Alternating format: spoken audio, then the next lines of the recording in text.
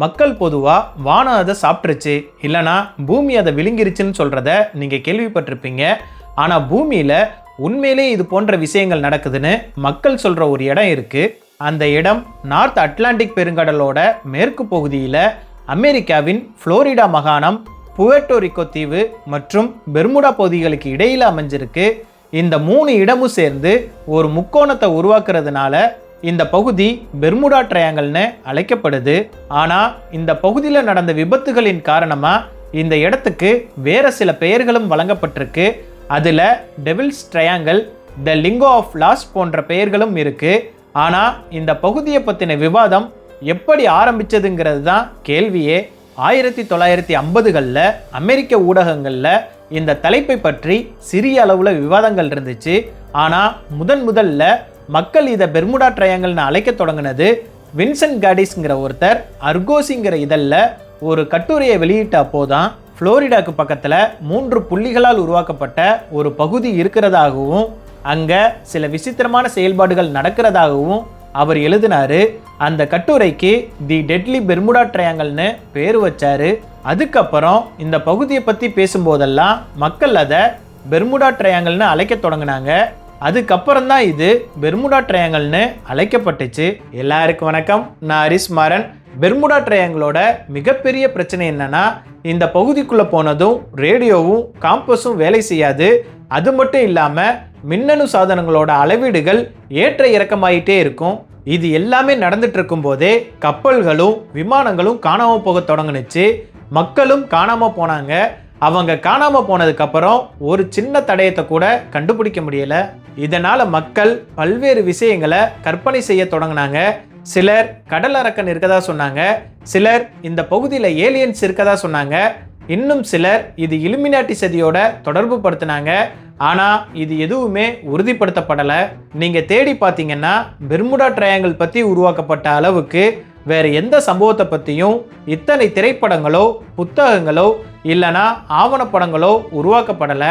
1888ஆம் ஆண்டு ஹெலன் ஆஸ்டின்கிற ஒரு கப்பல் இங்கிலாந்துலேருந்து நியூயார்க் நோக்கி போயிட்டு இருந்துச்சு. அந்த கப்பலோட கேப்டன் கிரிஃபின் வேகமாக போகிறதுக்காக குறுக்கு வழியை தேர்வு செஞ்சார். அந்த குறுக்கு வழி பெர்முடா ட்ரையாங்கல் வழியாக போகிறது தான். ஆனால் அந்த கப்பல் பெர்முடா ட்ரையாங்கல் பகுதிக்குள்ளே போனதும் கேப்டன் கிரிஃபின் தூரத்தில் ஒரு சிறிய படகை பார்த்தாரு. அது விசித்திரமான முறையில் இங்கும் அங்குமா நகர்ந்துட்டு இருந்துச்சு. கேப்டன் பல தடவை அந்த படகோட தொடர்பு கொள்ள முயற்சி செஞ்சார். ஆனால் அந்த படகுல இருந்து எந்த பதிலும் வரல. அதனால் கேப்டன் சில நபர்கள் அந்த படகுக்கு அனுப்புனார். அவங்க அந்த படகுக்கு போனதும் அதிர்ச்சி அடைஞ்சாங்க. ஏன்னா அந்த படகு முழுவதும் காலியாக இருந்துச்சு. அந்த படகுல யாருமே இல்லை, கேப்டன் இல்லை, பயணிகள் இல்லை. ஆனால் அந்த படகுல எந்த சேதமும் ஏற்படாமல் பாதுகாப்பாக இருந்துச்சு. அதுக்கப்புறம் அந்த படகையும் அவங்களோட நியூயார்க்கு எடுத்துகிட்டு போக முடிவு செஞ்சாங்க. அவங்க போயிட்டு இருக்கும்போது திடீர்னு கடுமையான புயல் ஏற்பட்டுச்சு. அந்த புயலில் அந்த சிறிய படகு காணாமல் போணுச்சு. புயல் நின்னதுக்கப்புறம் அந்த படகு மறுபடியும் தெரிஞ்சது. ஆனால் அந்த படகை பார்த்த எல்லாரும் அதிர்ச்சியானாங்க. ஏன்னா அந்த படகை நியூயார்க் எடுத்துகிட்டு போன எல்லாரும் அதிலிருந்து காணாமல் போயிருந்தாங்க. அதுக்கப்புறம் அவங்க பயத்தில் அந்த படகை அங்கேயே விட்டுட்டு நியூயார்க்கு போயிட்டாங்க. அடுத்த நாள் இந்த கதை உலகம் முழுவதும் பரவுனுச்சு. 1872ஆம் ஆண்டு நவம்பர் 7ஆம் தேதி மேரி செலஸ்ட்டுங்கிற கப்பல் நியூயார்க்லேருந்து இட்டாலி நோக்கி கிளம்புனுச்சு. இந்த மேரி செலஸ்ட் கப்பல் பற்றி கோஸ்ட் ஷிப்னு ஆல்ரெடி நம்ம சேனலில் வீடியோ போட்டிருக்கோம். இங்கே கார்டு கொடுக்குறேன், போய் பாருங்கள். இந்த கப்பல் பெர்முடா ட்ரையாங்கல் பகுதியில் போயிட்டு இருந்தப்போ திடீர்னு காணாமல் போணுச்சு. அதுக்கப்புறம் அந்த கப்பலை பல இடங்களில் தேடினாங்க. ஆனால் எங்கேயும் கிடைக்கவே இல்லை. சுமார் ஒரு மாதத்துக்கு அப்புறம், அதாவது 1872ஆம் ஆண்டு டிசம்பர் 4ஆம் தேதி அந்த கப்பல் கண்டுபிடிக்கப்பட்டுச்சு. ஆனால் அதில் இருந்த கேப்டன் மற்றும் குழுவினர்கள் காணாமல் போயிருந்தாங்க. அவங்கெல்லாம் எங்கே போனாங்கன்னு இன்னைக்கு வரைக்கும் தெரியலை. இதுக்கப்புறம் 1945ஆம் ஆண்டு டிசம்பர் 5ஆம் தேதி 5 போர் விமானங்கள் கொண்ட ஒரு குழு நேவிகேஷன் மற்றும் போர் பயிற்சிக்காக புளோரிடாலேருந்து கிளம்புனாங்க. அதில் பயிற்சி பெறுறவங்களும் லெஃப்டினன்ட் சார்லஸும் இருந்தாங்க. அவங்க புளோரிடாலேருந்து கிளம்பி சிக்கன் ட்ராப்புங்கிற இடத்துல குண்டுகளை வீசினதுக்கப்புறம் கிராண்ட் பஹமா போயிட்டு அங்கேருந்து ஃப்ளோரிடாவில் இருக்க அவங்களோட பேஸுக்கு திரும்பணும். இவங்க கிளம்புன 2 மணி நேரத்துக்கு அப்புறம் வானிலை மிகவும் மோசமாக மாறுனுச்சு. அதனால் அவங்க வேலையை முடிக்காமல் திரும்பி போக முடிவு செஞ்சாங்க. சார்லஸ் அவரோட காம்பஸை பார்த்தாரு, ஆனால் அது வேலை செய்யலை. அதே மாதிரி மற்றவங்களோட காம்பஸும் வேலை செய்யலை. அவங்ககிட்ட இருந்து வந்த கடைசி மெசேஜ் என்னன்னா, இங்கே 100 அடி உயரத்தில் ஏதோ ஒன்று எரிஞ்சிட்டு இருக்குன்னு மட்டும்தான். அதுக்கப்புறம் அவங்ககிட்ட இருந்து எதுவுமே வரலை. பெர்முடா ட்ரையாங்கிள் இருந்து தப்பிச்சு வந்த ஒரே ஆள் ப்ரூஸ் கெர்னன் தான். ஒரு நாள் அவர் ஃப்ளைட் எடுத்துட்டு பஹாமாஸ்லேருந்து ஃப்ளோரிடாக்கு பெர்முடா ட்ரையாங்கிளுக்கு மேலே 10,000 அடி உயரத்தில் பறந்துட்டு இருந்தார். அங்கே போகிறதுக்கு பொதுவாக 1.5 மணி நேரம் ஆகும். வானிலை தெளிவாக இருந்தது. மழையோ இல்லைனா இடியுடன் கூடிய புயலோ எதுவும் இல்லை. ஆனால் அவர் 45 நிமிஷத்தில் ஃப்ளோரிடாவுக்கு போயிட்டாரு. நடைமுறையில் இது சாத்தியமற்ற ஒன்றா இருந்துச்சு. அதுக்கப்புறம் அவர் இதை பற்றி ஒரு புக் எழுதினார். நான் உங்ககிட்ட சொல்லிட்டு இருக்க இந்த கதைகள் மாதிரி பெர்முடா ட்ரையாங்கிள் பற்றி இன்னும் பல கதைகள் இருக்குது. அது எல்லாமே புத்தகங்கள், திரைப்படங்கள் மற்றும் ஆவணப்படங்களோட வடிவில் இருக்குது. இப்போ உங்களுக்கு ஒரு கேள்வி வரலாம், இந்த இடம் இவ்வளவு மர்மமானதாக இருந்தால் இப்போ ஏன் இதை பற்றி யாருமே பேசுறதில்ல? ஒருத்தர் ஃப்ளோரிடாவுக்கு போகணும்னா விமானம் இல்லைனா கப்பலில் பெர்முடா வழியாக தான் போக முடியும். நாம் தொழில்நுட்பத்தில் முன்னேறிட்டோம். அதனால் எந்த சம்பவத்துக்கும் பின்னாடி இருக்க காரணத்தை நம்மளால் மிகவும் எளிதாக கண்டுபிடிக்க முடியும். லாய்ட்ஸ் லிஸ்ட்டுங்கிறது கப்பல் தொடர்பான ஒரு வெளியீடு.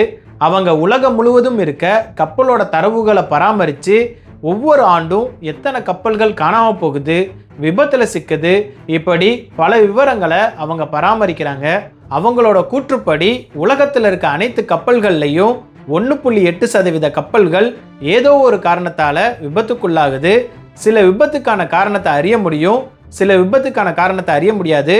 மேலும் சில கப்பல்கள் கண்டுபிடிக்கப்படவே இல்லை. பெர்முடா ட்ரையாங்கிள் பகுதியில் இதுவரை 8634 கப்பல்கள் போயிருக்கு. அதில் 2 விபத்துகள் மட்டும்தான் நடந்திருக்கு. இதை உலகின் மற்ற பகுதிகளில் நடந்த விபத்துகளோடு ஒப்பிட்டு பார்க்கும்போது இந்த எண்ணிக்கை மிகவும் குறைவு. ஜப்பானுக்கு பக்கத்துலையும் இதே மாதிரி ஒரு பகுதி இருக்குது. அதுவும் முக்கோண வடிவத்தில் இருக்கிறதுனால அதுக்கு டிராகன் ட்ரையாங்கிள்னு பேர் வச்சுருக்காங்க. 1945ஆம் ஆண்டு ஒரு ஏர்கிராஃப்டோட தொடர்பு அந்த இடத்துல துண்டிக்கப்பட்டுச்சு. அதிலிருந்து வந்த கடைசி மெசேஜில் அந்த பைலட் வானத்தில் ஏதோ நடக்குது, வானம் அப்படியே திறக்குதுன்னு மட்டுமே சொல்லிட்டு இருந்தாரு. ஆனால் அதுக்கப்புறம் என்ன நடந்துச்சுன்னு யாருக்குமே தெரியலை. அதே மாதிரி 1980ஆம் ஆண்டு டிராகன் ட்ரையாங்கிள் பகுதியில் போயிட்டு இருந்த டெர்பிஷயர்ங்கிற மிகப்பெரிய கப்பல் திடீர்னு காணாமல் போணுச்சு. அதுக்கப்புறம் அந்த கப்பல் எங்கே போணுச்சுன்னு யாருக்குமே தெரியலை. பெர்முடா ட்ரையாங்கிளும் டிராகன் ட்ரையாங்கிளும் கிட்டத்தட்ட ஒரே மாதிரி தான். ஆனால் டிராகன் ட்ரையாங்கிளை விட பெர்முடா ட்ரையாங்கிளுக்கு மட்டும் ஏன் இவ்வளவு முக்கியத்துவம் கிடைக்குதுன்னு உங்களுக்கு தெரியுமா? ஏன்னா பெர்முடா ட்ரையாங்கிள் பற்றி நிறையா ஹாலிவுட் படங்களும் நிறையா புத்தகங்களும் வெளியாகிருக்கு.